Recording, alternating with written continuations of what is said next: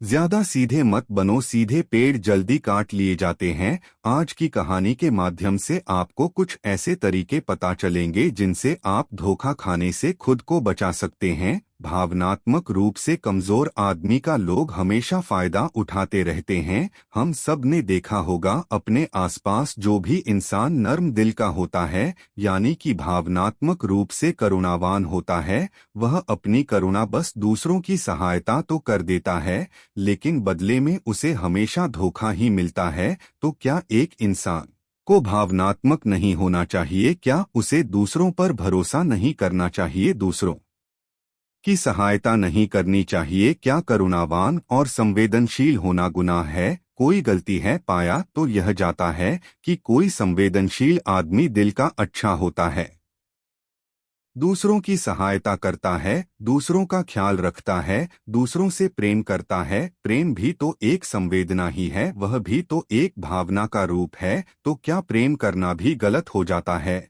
और यह तो आप सबको पता होगा कि प्रेम तो आध्यात्मिक साधना का एक बहुत महत्वपूर्ण कदम है। तो किस प्रकार एक इंसान समाज में संवेदनशील, करुणावान और दयालु यानी कि एक अच्छा आदमी बनकर रह सकता है, ताकि लोग उसका फायदा भी ना उठा पाए और वह अपने मन की अच्छाई, अपने मन की कोमलता, करुणा सब कुछ बरकरार भी रख सके। एक बार एक युवा लड़का जंगल के पेड़ों पर मुक्के मार रहा था। वह बड़े जोर जोर से मुक्के मार रहा था। वह अपने मन का गुस्सा निकालने की कोशिश कर रहा था। शायद उसको किसी ने धोखा दिया था या फिर उसके साथ बहुत बुरा हुआ था, जिससे वह बहुत ज्यादा परेशान था। उसे कहीं भी शांति नहीं मिल रही थी। वह लगातार उस पेड़ पर मुक्का मार रहा था, जिससे उसकी उंगलियां लहूलुहान हो चुकी थी। जंगल में एक शीतल पानी का झरना था। वहां पर एक भिक्षु रोज संध्या समय स्नान करने आया करते थे। यह उनका नित्य का नियम था। आज जब वह भिक्षु इस रास्ते से स्नान करने के लिए उस जंगल में आया, तो उसने उस लड़के की हालत देखी। वह जोर जोर से चीख रहा था, रो रहा था और लगातार मुक्के मारे जा रहा था। उस लड़के के आसपास कोई मौजूद नहीं था। इससे उस भिक्षु को उस युवक की चिंता होने लगी। उसने सोचा कि कहीं मैं इसे ऐसे ही छोड़ दूं और कहीं ये आत्महत्या कर ले। तो ऐसे विचार आने के बाद भी वह कुछ नहीं बोला और लगातार उस युवक की तरफ देखे जा रहा था। भिक्षु एकदम चुपचाप खड़ा हुआ था। उसने युवक से कुछ नहीं बोला, कुछ नहीं कहा, बस वह उसको लगातार देखता रहा। कुछ देर तक तो उस युवक ने उस भिक्षु को नजरअंदाज किया, लेकिन कुछ देर बाद उसे अजीब सा लगने लगा। उसने सोचा, ना तो यह मुझे रोक रहा है और ना ही कुछ कह रहा है, यह तो बस मुझे देखे जा रहा है। इसका क्या मतलब है? बड़ा अजीब आदमी है। ऐसे ही विचार उस लड़के के मन में उठने लगे थे। जब कुछ देर बाद भी वह भिक्षु कुछ नहीं बोला, तो लड़के ने अचानक से उससे पूछा कि महाशय, आप अपने रास्ते क्यों नहीं चले जाते? आपको क्या मतलब, आप खड़े हुए मुझे देख क्यों रहे हैं? भिक्षु ने बड़े शांत स्वर में कहा कि मैं तुम्हें रोक नहीं रहा हूँ, तुमसे कुछ कह नहीं रहा हूँ, तो मुझसे तुम्हें क्या परेशानी है? मेरे ही तरह है। यह पेड़ पौधे, यह पक्षी, यह सब तुम्हें तो देख ही रहे हैं। जब इनसे तुम्हें कोई परेशानी नहीं है, तो मुझसे क्यों परेशानी है? यह सुनकर और लड़का जोर से चीख कर बोला, मुझे सबसे परेशानी है, मैं सबसे नफरत करता हूँ। यहाँ पर सब धोखेबाज, गद्दार होते हैं, कोई किसी का नहीं होता इस दुनिया में। और इस तरह बोलते बोलते वह फूट फूट कर रोने लगा और रोए जा रहा था और भिक्षु उसे देखे जा रहा था।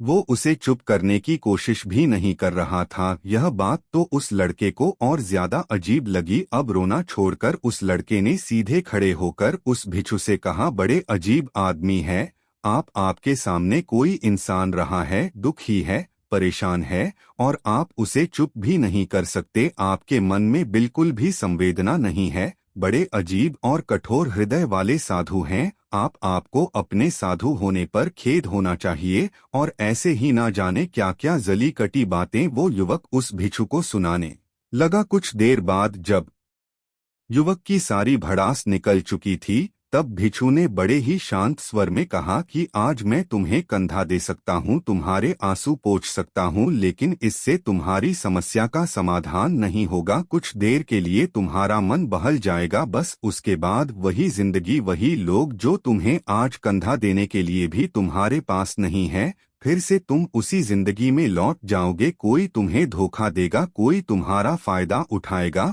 और तुम अपने मन को ऐसे ही तकलीफ पहुंचाते रहोगे। तो आंसू पोंछने की बजाय तुम्हें मुझसे कुछ ज्ञान की बातें लेना चाहिए, जिससे तुम्हें जीवन में कोई भी धोखा ना दे सके, तुम्हारी अच्छाई का कोई भी फायदा ना उठा सके। याद रखना, आंसू पोंछने वाले तो तुम्हें बहुत मिल जाएंगे, लेकिन ज्ञान और सही समझ देने वाला कभी कभी कोई इंसान मिलता है। भिक्षु ने उसे बताया कि मैं पास ही के झरने में स्नान करने के लिए जा रहा हूँ, बड़ा ही शीतल पानी है वहाँ का, अगर तुम चाहो तो तुम भी मेरे साथ चल सकते हो। यहाँ पर अकेले परेशान होने से अच्छा है कि तुम झरने की शीतल पानी में स्नान करो, जिससे तुम्हारा दिमाग, मन, मस्तिष्क और तुम्हारा शरीर सब कुछ पवित्र हो जाएगा।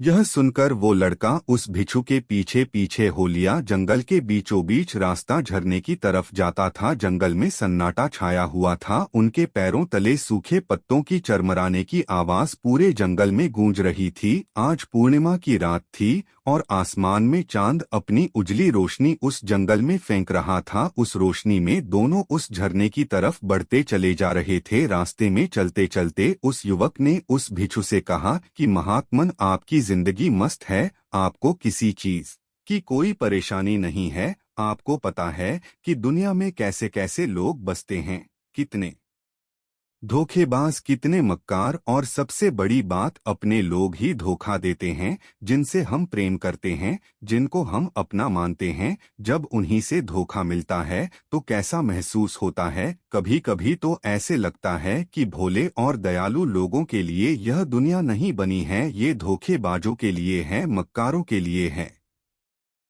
वही यहाँ पर फलते फूलते हैं, वही आनंद से जीते हैं, और हमारे जैसे लोग जो दूसरों की सहायता करते हैं, दूसरों को अपना मानते हैं, वह हमेशा जीवन भर दुख में रहते हैं। यही जीवन की सत्यता है और यही संसार है जिसमें हमें रोज घुट घुट कर मरना पड़ता है। आपने सही किया, ऐसे जिंदगी को त्याग दिया, पीछे छोड़ दिया। अब बस अपने में मस्त, किसी से कोई परेशानी नहीं है, किसी की कोई चिंता नहीं है। मैं भी सोचता हूँ कि मैं भी संन्यास ले लूं, छोड़ दो इस दुनिया को। यह सुनकर उस भिक्षु ने कहा कि तुम्हें क्या लगता है, सन्यासी जीवन बहुत आसान होता है? भिक्षु ने बड़े शांत स्वर में कहा कि तुम्हें तो 2 वक्त की रोटी तो शांति से मिल जाती है, हमें तो कभी कभी वह भी नसीब नहीं होती। अगर भिक्षु मिल जाती है तो हम खा लेते हैं, वरना हमें तो भूखा ही सोना पड़ता है।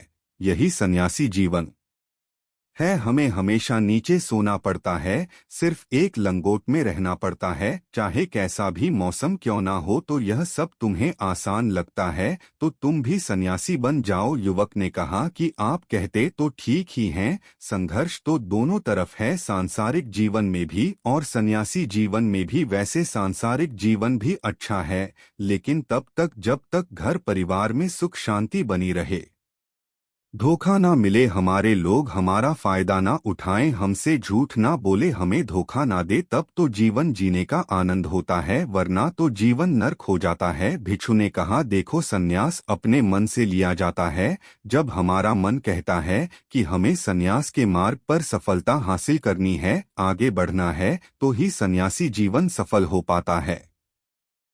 लेकिन तुम अपने घर से परेशान होकर, दूसरे लोगों से परेशान होकर सन्यासी बनना चाहते हो तो तुम्हारा सन्यासी जीवन भी कभी सफल नहीं होगा। इससे अच्छा तो तुम सांसारिक जीवन में अगर कुछ तरीके, कुछ नियम अपनाओ तो दूसरे लोग तुम्हें धोखा नहीं दे पाएंगे। सबसे पहले तो यह समझो कि धोखा उन्हें ही मिलता है जो भावनात्मक रूप से कमजोर होते हैं, जिनका दिल जल्दी पिघल जाता है, जो दूसरों को दुख में नहीं देख पाते। ऐसे लोगों के साथ धोखे होने की संभावना ज्यादा होती है, क्योंकि कोई भी आदमी अपनी परेशानी बताकर, अपने को दुख में बताकर तुम्हारा फायदा उठा सकता है। क्या पता वह झूठ बोल रहा हो, वह दुखी होने का अभिनय कर रहा हो, लेकिन आपको तो सच ही लगेगा और उसके बाद कुछ समय बाद आपको पता चलता है कि आपके साथ धोखा हो गया। उसके बाद आपका मन अंदर से टूट जाता है। इसीलिए सबसे पहले बात ध्यान रखना कि किसी भी व्यक्ति को यह एहसास मत होने दो कि तुम भावनात्मक रूप से कमजोर हो। अंदर से तुम्हारा दिल नर्म है। अगर उन्हें यह कमजोरी आपकी पता चल गई तो वह कोई ना कोई जाल रचकर आपका फायदा उठाने की जरूर कोशिश करेंगे। चाहे आप अंदर से संवेदनशील हो, दूसरों की मदद करने वाले हो, लेकिन किसी को एहसास मत होने दो। ऊपर से कठोर बने रहो। जब लोगों को लगेगा कि इससे कुछ बोलने का फायदा ही नहीं है, यह आदमी कठोर है, नहीं पिघलेगा, तो खुद ब खुद वो लोग जो झूठे हैं, जो मक्कार हैं, वो आपके पास आएंगे ही नहीं। वो उन्हें चुनेंगे जो उनके आसान शिकार होंगे। दूसरी बात समझने की यह होती है कि हम बहुत जल्दी दूसरों पर विश्वास कर लेते हैं और हमारी जल्दी विश्वास करने की आदत ही हमें हानि पहुंचाती है। 2 दिन तुम्हें किसी से मिले हुए नहीं होते हैं और तुम एक दूसरे के हो जाते हो, एक दूसरे पर पूरा भरोसा करने लग जाते हो और यह भरोसा तीसरे दिन टूट भी जाता है और फिर तुम्हें धोखा मिलता है और फिर तुम परेशान होते हो। इसीलिए समय दो। किसी भी चीज को, किसी भी रिश्ते को आगे बढ़ाने के लिए समय की जरूरत होती है। समय के साथ तुम्हें सामने वाले इंसान की अच्छाई और बुराई पता चलती है। तब तुम्हें पूर्ण रूप से पता चलता है कि इंसान वास्तव में कैसा है, अच्छा है या बुरा है, और वह कुछ समय देने के बाद ही होता है। इसीलिए जल्दी किसी पर विश्वास मत करो। अगली पहचान या अगला तरीका समझने के लिए तुम्हें ऐसे लोगों को समझना होगा जो दूसरों की चापलूसी करते रहते हैं। कुछ लोगों की आदत होती है चापलूसी करने की। आपके सामने आपकी बड़ाई करेंगे, आपके बारे में अच्छा अच्छा बोलेंगे और आपको लगेगा कि यह इंसान कितने अच्छे हैं, मेरे से कितना यार करते हैं, लेकिन वास्तव में उनकी वह चापलूसी एक जाल होती है ताकि वह आपका दिल जीत सके। और उनको चापलूसी करने का मौका तभी मिलता है जब आप दिखावा करते हैं। अगर आप उनकी चापलूसी से प्रभावित ही नहीं होंगे तो कुछ समय बाद वो चापलूसी करना बंद कर देंगे।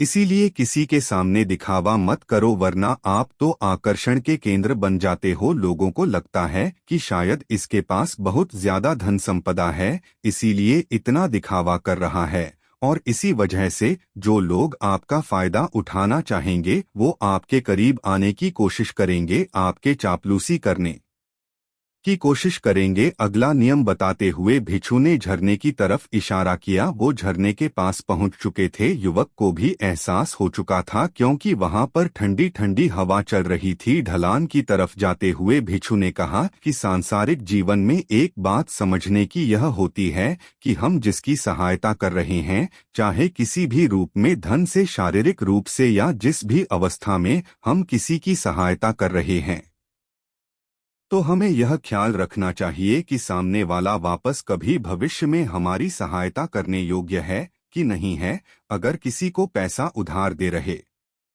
हो तो यह समझो कि उसके पास आय का कोई साधन है कि नहीं है। कल भविष्य में वह तुम्हें वापस कर पाएगा कि नहीं कर पाएगा। अगर वह नहीं करेगा तो तुम्हें तकलीफ होगी, तुम्हें दुख होगा। ऐसे तो इंसान करुणावश भिखारियों को भी भीख देता है, लेकिन वह गलत नहीं है, क्योंकि जो भी पैसा अपने सामने वाले को दिया है उससे आपके ऊपर कोई ज्यादा प्रभाव नहीं पड़ेगा। अगर वह आपको वापस भी नहीं लौटाएगा तो अगर किसी ऐसे इंसान को पैसा देना है जो कभी वापस नहीं लौटा पाएगा तो उतना ही देना जिससे तुम्हारे ऊपर ज्यादा दबाव न बने। अगर वो वापस भी न लौटाए तो तुम्हें ज्यादा दुख न पहुंचे। अब तक वो दोनों झरने पर पहुंच चुके थे।